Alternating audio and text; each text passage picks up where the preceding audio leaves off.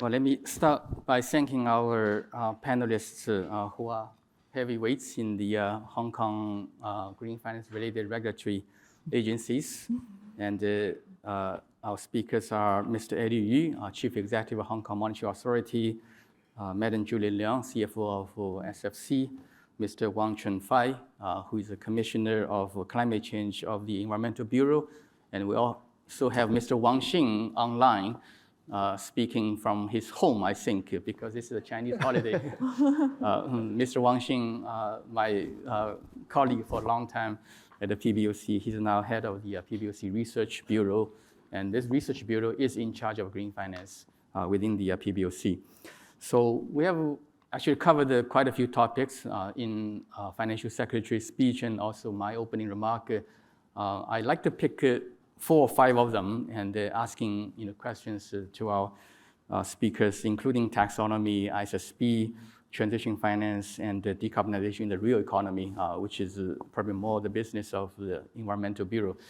Really, I like to focus on initiatives that Hong Kong can take and how mainland China and Hong Kong can work together. So let me start with a question for Eddie. A prototype of green taxonomy was issued by MA some months ago, and you've been organizing market consultation for this.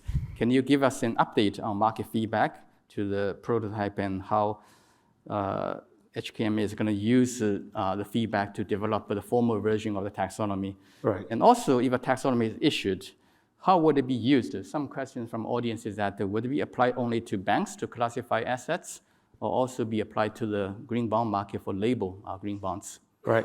Well, thanks very much, firstly, for inviting me here. I think it's a great gathering of green experts in this room. And I thought in the opening, the Financial Secretary has talked about a very vibrant green finance ecosystem in Hong Kong. But there are 2 things that are being developed globally and that are extremely important. These are standards. One is taxonomy, the other is disclosure that we'll talk about later. As you said, we have, the HKMA has put out a consultation on the Hong Kong taxonomy prototype back in June. And that taxonomy is actually built on the basis of the Common Ground taxonomy jointly developed by China and Europe. So that in future, the Hong Kong taxonomy will be interoperable not only with CGT, but also all CGT-based taxonomy. And interoperability is important. We started with a few sectors that are more important to Hong Kong: energy, transport, building, waste management, these 4 sectors. And we will develop from there. We pull out that consultation back in June, and we've got very good response from the industry and other relevant stakeholders. Very positive. Most of them are very supportive of having a Hong Kong taxonomy that everybody can reference with, so that there's a consistent definition about what's meant by green products to reduce any chance of greenwashing. But there are some questions, actually quite a lot of questions, on implementation details. Things that you've talked about, adoption, expectation, will banks be required in a mandatory manner to follow CGT? Is it only on loans, or is it also on bonds? Do we have the relevant capacity building arrangement to help the banks to use the taxonomy? Is there any verification needed if I adopt a taxonomy? And also, how would that apply to the existing products? Because they've already got green products on their books. And they're also interested in the intended coverage of the taxonomy, the next steps, more like whether we will extend to more sectors other than the 4. Some talk about information and communication technology, which is quite important in Hong Kong as well. And of course, others have also mentioned transition activities. So I think it's actually good that we've got sort of very broad spectrum of response from the industry. And on the implementation, which is mentioned by many, we note the concerns about mandatory adoption and also the potential regulatory burden. As a first step, our intention is to have the taxonomy being used as a voluntary tool in order to develop the ecosystem here.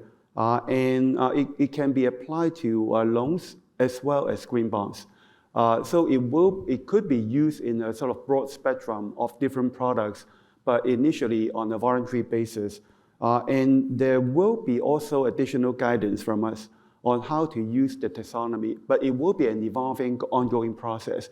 We need to strengthen our own dialogue with the stakeholders so that we will continue to improve the taxonomy. As to the next steps, we will spend another few weeks to organize all the response that we gather from the industry, and also our own firm up our own implementation details and come out with the recommendations together with relevant guidance on how to use the taxonomy. And again, after issuing that, our next step will be to take a look at the coverage that some mentioned, both on the sectors that we cover and also importantly on transition finance, whether and how we can include transition finance in the taxonomy. There's also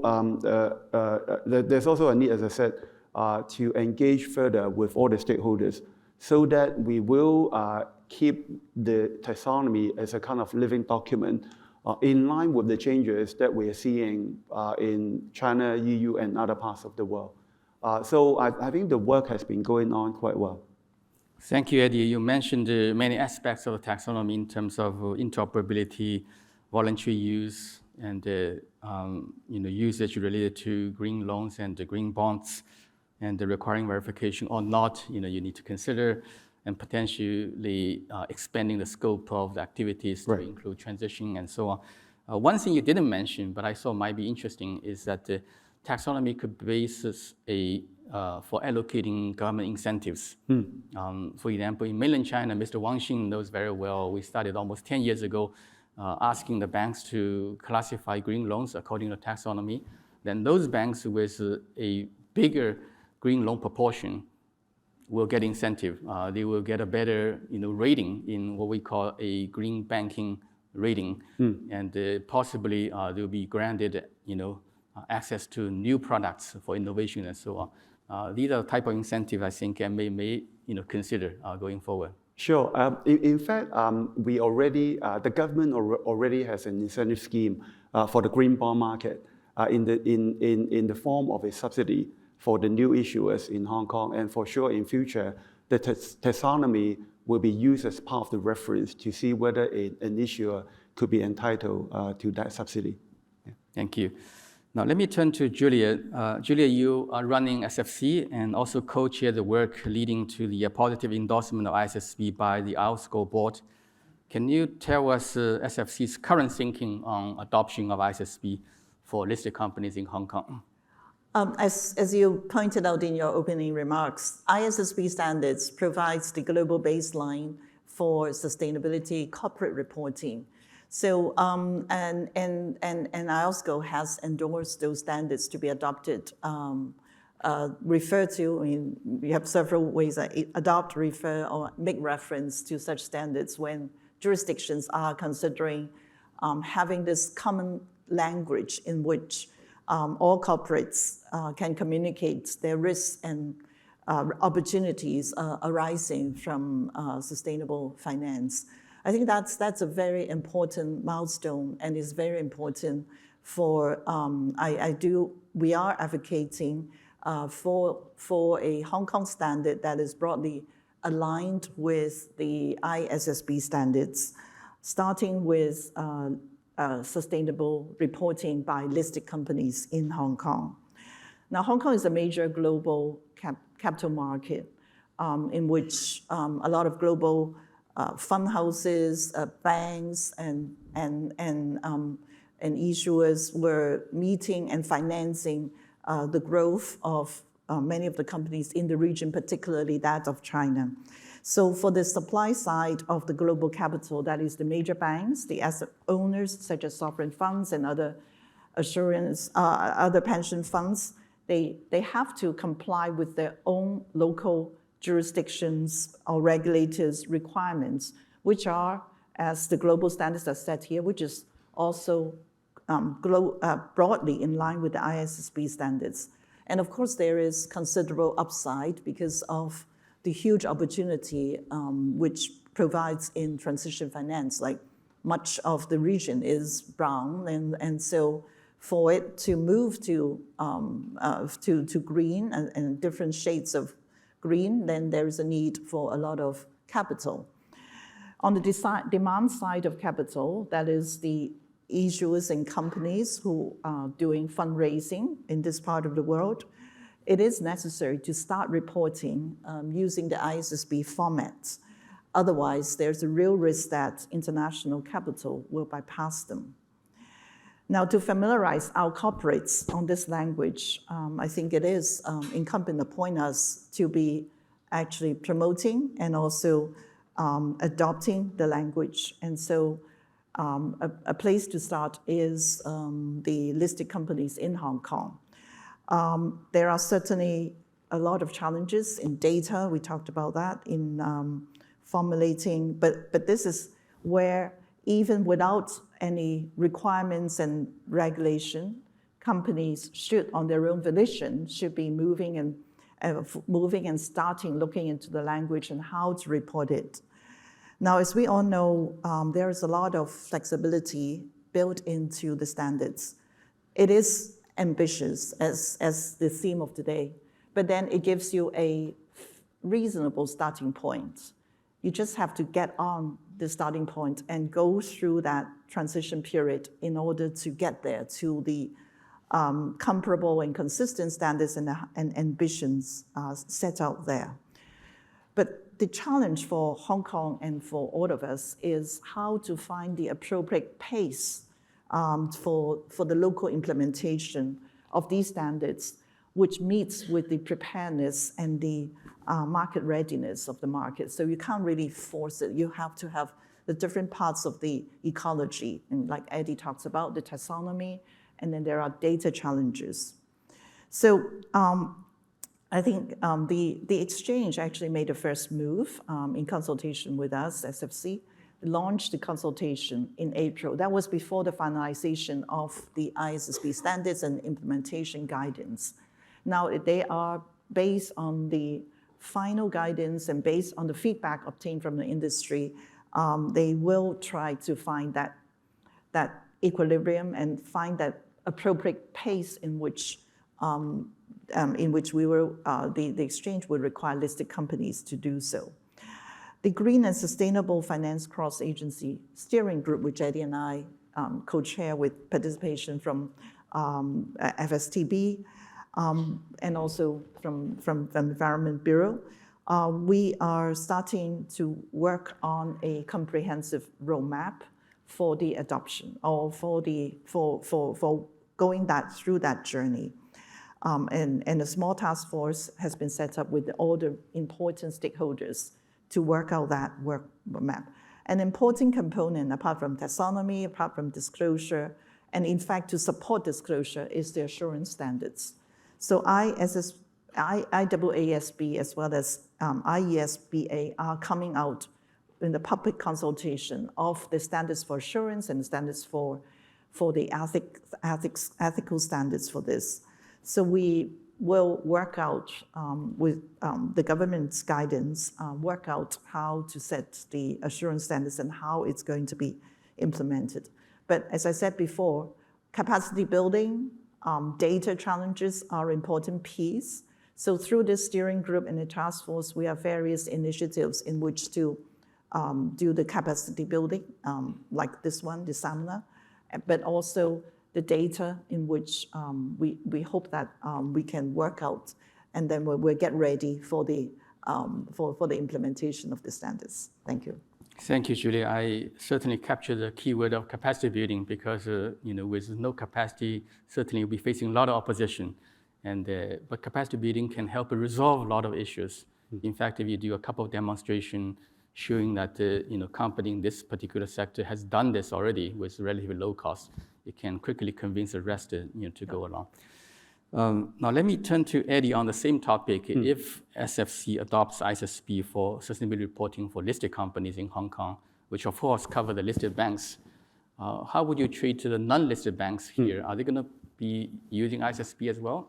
Well, as a banking supervisor, we are fully supportive of the ISSB standards. And as Julia said, we are having a working group to work out a comprehensive roadmap that will apply to all. Of course, we will also take reference from the Basel Committee's work on the Pillar 3 disclosure framework, which is also based on ISSB standard. And they will pull out a consultation paper at the end of the year. And we will make reference on that. And the standard, once it's formulated, will be applied to both listed and non-listed banks. All banks will have to follow it. That's a pretty ambitious plan, and be prepared. Now, let me turn to Mr. Wang Chunfai on the real economy transformation. What is being done by Environmental Bureau in driving Hong Kong's low carbon transition in order to achieve carbon neutrality by 2050? What are the specific initiatives in Hong Kong? Thanks, Lama. Before I talk about EEB's initiative and taking forward the carbon neutrality goal, maybe I can explain a little bit about why we need to achieve carbon neutrality across different parts of the world and in different sectors of the industry. There are two reasons. The first one, many of us may know that this year in many parts of the world, including Beijing, Hong Kong, Libya, and New York City, the latest, are facing a lot of extreme climate events, including record-breaking flooding, resulting in a lot of damage. So it's necessary for us to add on this one. And if the key message is that if we are not investing enough in combating the situation, we may need to invest more in the near future to recover from damage arising from this extreme weather event. Actually, I believe that not many of us around here are aware of that. International scientists has already warned us which scenario we are heading for in the coming decades will depend very much on how fast and how far we could decarbonize our activities. So if we need to circumvent the kind of hurdles or the difficulties we are facing, we need to add on now. And the second reason is that climate change does not only bring risk and threats, it also brings about opportunities. Just say in Hong Kong, in the public sector, the government is estimated that we will need to spend over 240 billion in the coming 15 to 20 years on both climate mitigation and adaptation. This does not include those investment needed for the private sector and also the investment needed around the region. So it's a matter of whether we could capture this opportunity in addition to the threat. So let me address your question on what EEB has been doing in taking forward the carbon neutrality agenda. The government, under the leadership of the chief executive, has set up a steering group on climate change and carbon neutrality to formulate an overall strategy on both climate mitigation, adaptation, and resilience building. We published the Climate Action Plan 2050, outlining the strategies required for different areas to combat climate change. Earlier this year, because of the need to coordinate the action within the government and as well as within the community, we set up a new climate change and carbon neutrality office. Since the setting up of this office, we have been reaching out to different stakeholders, including government departments, to advise on how we should take forward the agenda, the climate agenda. For example, in decarbonize the operation of the government, in adoption of the concept of carbon, low carbon and carbon neutrality in the planning of new districts, and also in the adoption of new technologies. So in the next few months, we should be able to reveal more about the details of this outcome of our liaison effort with all the stakeholders. And other initiative of the EEB is the setting up of a new council on carbon neutrality and sustainable development, which engaged sectorial experts and leaders. This council will advise the government on what are the appropriate strategies and action to take forward sectorial decarbonization. It will also advise the government on the engagement and publicity and education needed for the community at large, including, in particular, the youth sector. In preparing for the work of this council, the Cabinet Office has been reaching out to different parts of the community, including many of the stakeholders here, to try to understand how ready we are to face with this challenge. Today, I think it's my great pleasure to be here to able to meet with the financial service sector and also have a chat with them. The development of green finance is surely a very important pillar in taking forward this climate action plan, because without adequate finance, many of these actions, including the development of infrastructure, could not be materialized. So I hope that I have given you a brief account of what the EEB is doing.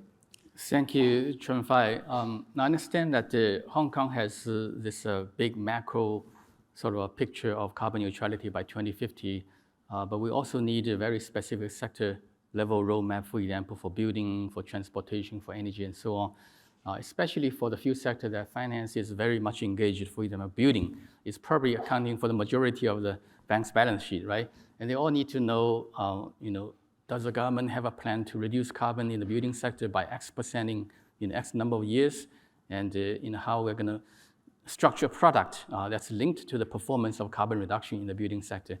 So these are the connections, between sector level carbon neutrality roadmap and the broader roadmap, and how they can be,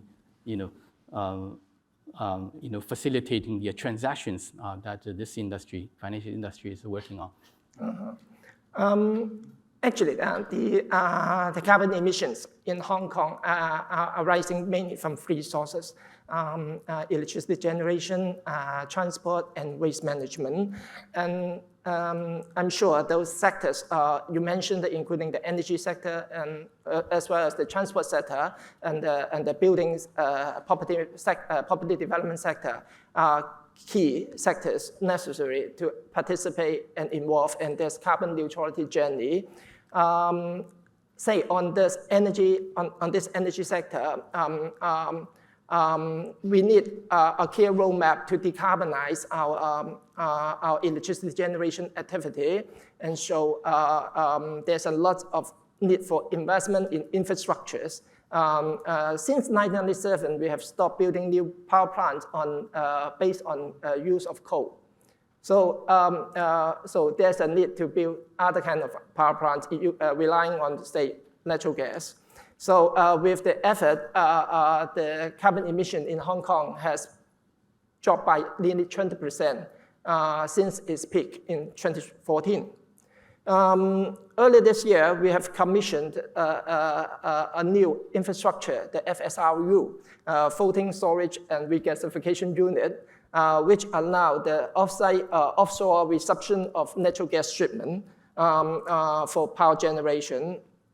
And look forward, we have a target to increase the zero carbon energy to 60 to 70% by 2035. And this also requires investment or infrastructures. Apart from the core part of power generation, we are also looking at the promotion of renewable energy and also the adoption of new energy. So all this requires infrastructure, and we need to invest on it. So our ultimate goal is to have net zero carbon electricity generation by the middle of this century. So this is a very clear roadmap for the energy sector.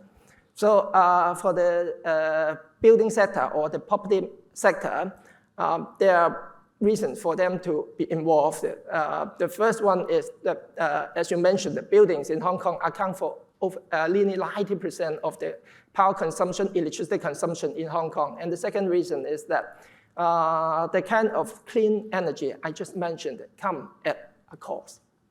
They are not free, and they are even more expensive than the traditional kind of electricity. So we need to cut down the demand so as to reduce the impact of the society. So we need the collaboration or participation of the building sector and the property development sector to apply the kind of concepts from the outset, like a green building design, improving the energy efficiency of building to help everybody to cut down the electricity consumption. Perhaps I can mention the two kinds of initiatives we have been adopting in this particular sector. The first one is about infrastructure, and the second one is about regulation. In terms of infrastructure, we have been developing district cooling system in the new towns. It's a kind of more energy efficient infrastructure, 35% more energy efficient as compared with conventional central aircon system for individual buildings. So in terms of regulation, we have been reviewing the energy efficient standard of building surface installation for both new and existing building. And we have planned to review the scope and expand the scope on the application of this regulation. So altogether, we want to achieve the kind of target to cut down the energy consumption of buildings for commercial building by 30 to 40%, and for residential building by 20 to 30% before 2050. So it's again a big agenda and roadmap for the building sectors. Lastly, I want to mention about the transport sector, because it also accounts for nearly 20% of our carbon emission in Hong Kong. Over the years, we have been implementing a basket of measures to promote the electrification of our transport. You may like to note that with the kind of measures such as concession in first registration tax and provision of financial incentive for installation of home EV charging system, which many of us may be involved in, the response from the public is very positive. And just the first half of this year, over 60% of newly registered private car are EVs. So looking forward, we will need to put another focus on to electrification of the public transport as well as the commercial vehicle. So the transport sector need to partner with us on this one. In the longer term, we also need to promote the use of new energy vehicles. So we have set up a new energy transport fund to promote the transport sector to pilot use new technologies and try to make wider use of the most proven technologies.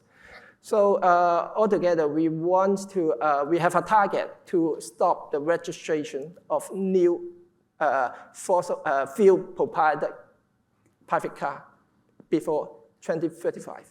This is a very bold target. And the other one is we target to make the transport sector emission net zero by middle of this century.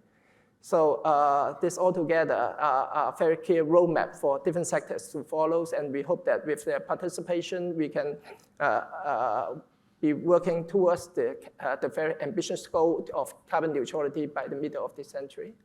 Thank you, Chuen. I have the impression that we have a lot of discussion on carbon neutrality, but they're segmented. The real economy guys are talking about their carbon neutrality stuff, within the building sector, within the energy sector, and the finance guys are talking, within our community, and the lack of connection. And the two connections are actually here. One is taxonomy. If we have a taxonomy that clearly identifies the real economy green activities, including transportation, building, and energy, then it connects the flows, right? The capital flows to the activity. That's why taxonomy is so important. Also disclosure.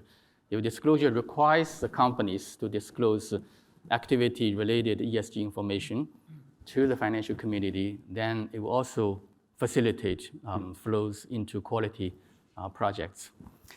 But let me turn to Mr. Wang Xing from Beijing. Wang Ju, 你听得到吗？ Can you hear? No problem. 你的声音比较轻哎，你可以再稍微大声一点吗？ Okay. 好一点。Okay, now Dr. Wang Xing, G20 published its transition finance framework last year, and since then the PBOC has been working very actively on the transition taxonomy for China, and also some local governments in China, including Huzhou, has come up with some real solutions already, including the local version of taxonomy, some incentive, and some real transition projects. Can you give us an update on what's going on in the transition finance space in mainland China? Okay, thank you, Dr. Ma. Good morning. It's my great honor to participate in this distinguished panel. It's a pity that I cannot attend in person. As you mentioned, the PBC attached great importance to transition finance. We have done a lot of research and practical work. The transition finance taxonomy obviously is the foundation and is the common language for all of us. And we have already organized 4 working groups to draft the transition finance taxonomies on 4 important industries, including coal power plant, steel, building and construction materials, and agriculture. And we will also issue a guidance to elaborate how to use the taxonomies. For example, the guidance will illustrate the disclosure and certification requirements for firms which would like to seek the transition finance support from financial industries. And now we're in the process of consultations among experts and various ministries. I would say that is quite time-consuming. And after that, we will solicit public opinions. As you mentioned, some local governments, especially in those green finance pilot zones, already drafted their own local transition finance taxonomies. For example, in Huzhou, Zhejiang province, and in Chongqing, they are both green finance pilot zones. Now they already have their own transition finance taxonomies. For example, in Huzhou, they have taxonomies on textile industry, which is very important industries in Huzhou.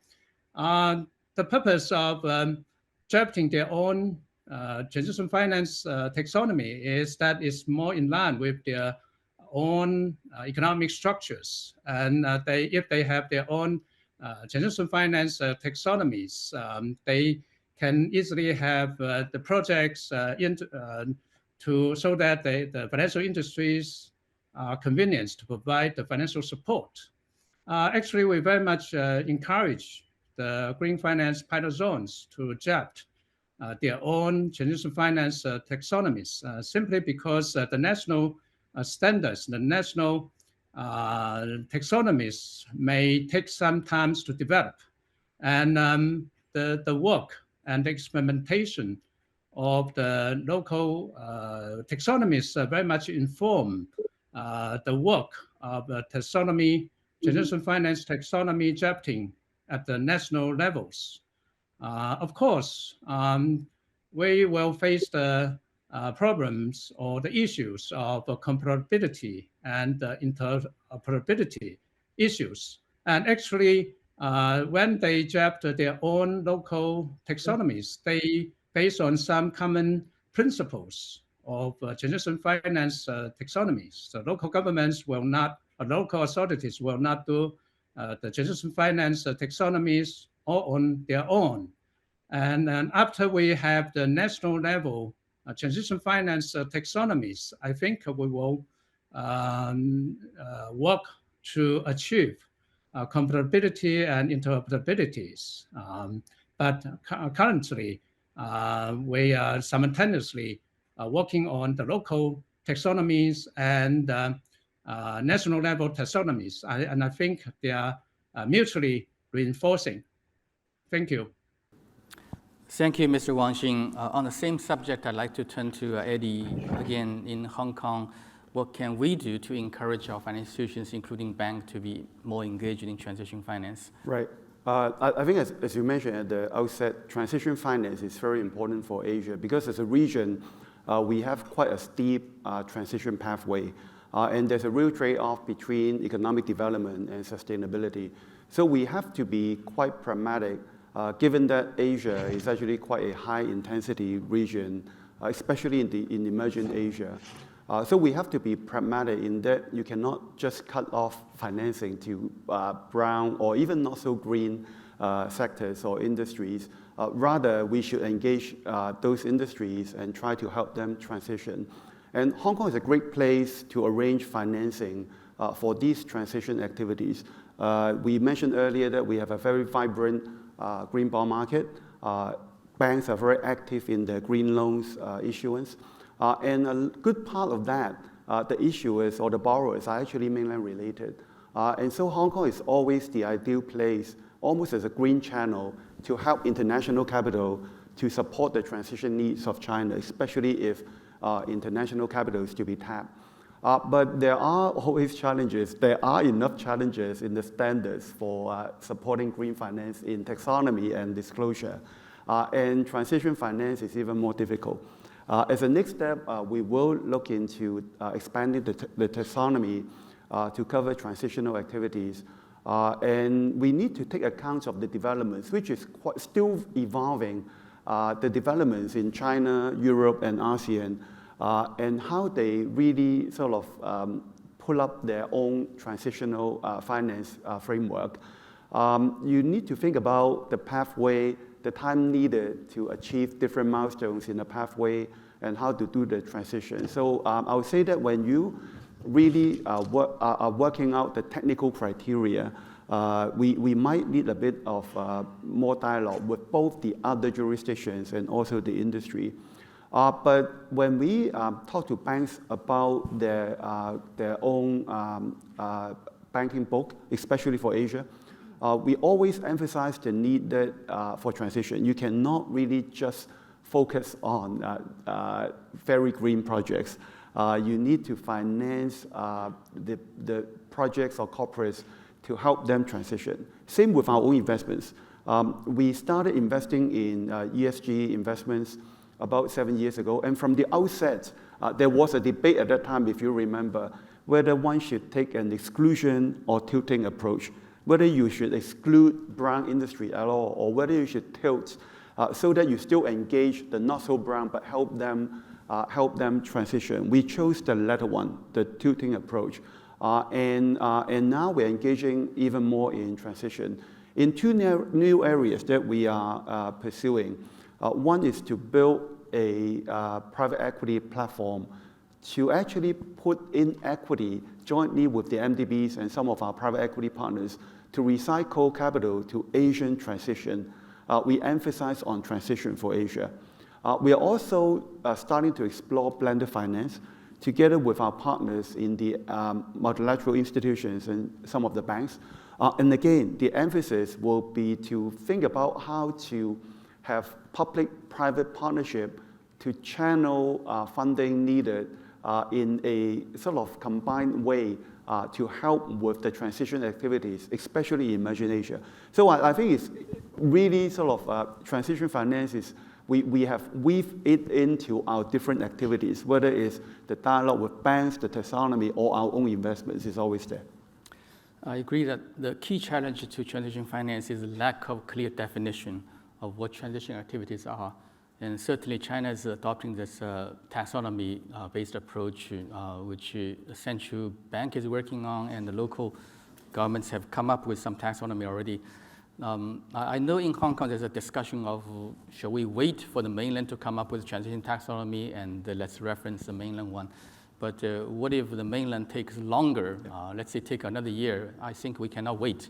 We probably have to learn from Huzhou and to come up with a local version of transition taxonomy in case the mainland version takes too long. But now let me turn to Julian on the same topic of transition finance. It's not just the bank's job, it's also capital markets, right? So how do we encourage capital markets participants, all these investors, be more aware of risk and opportunities related to transition? Clearly, debt issuance and also bank loans are important financing channels, but equity financing is equally important.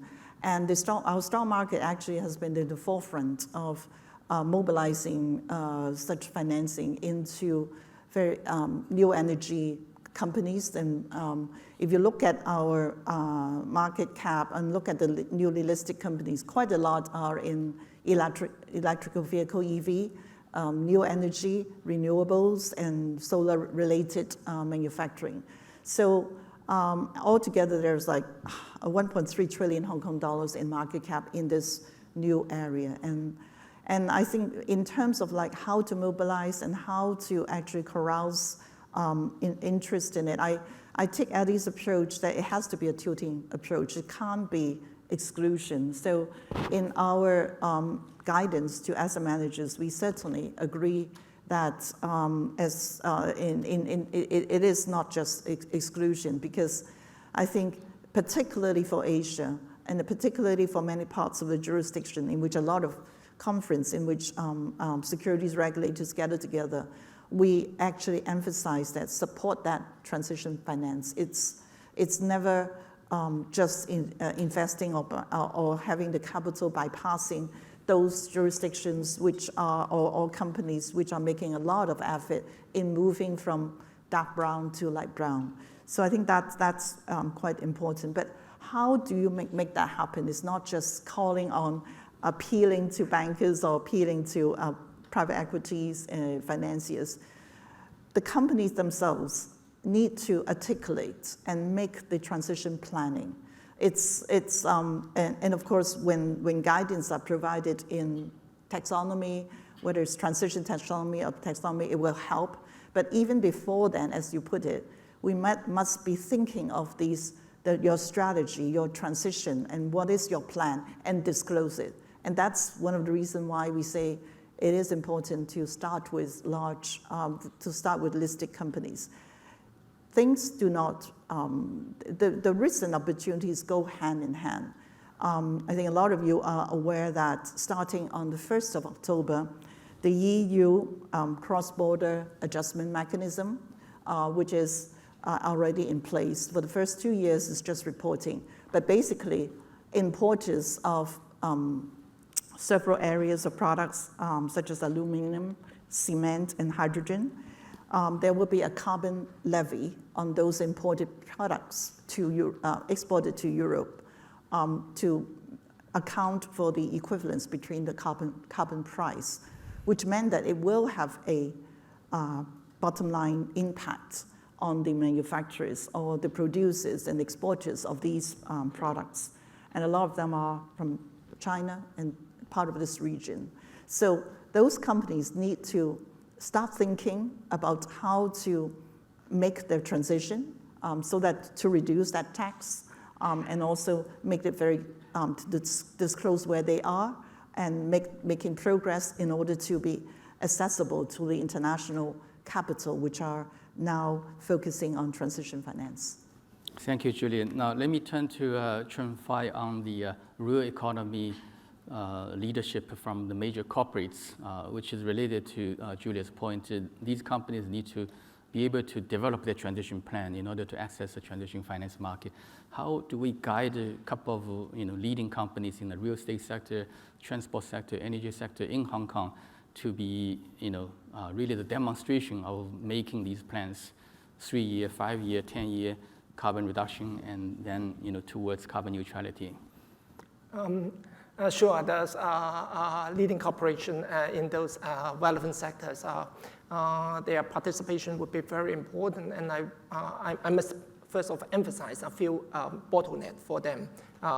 The first one is our ambition to carbon neutrality necessary a few parameters. One is the adoption of technologies and the gathering of enough finance and development of sufficient capacity.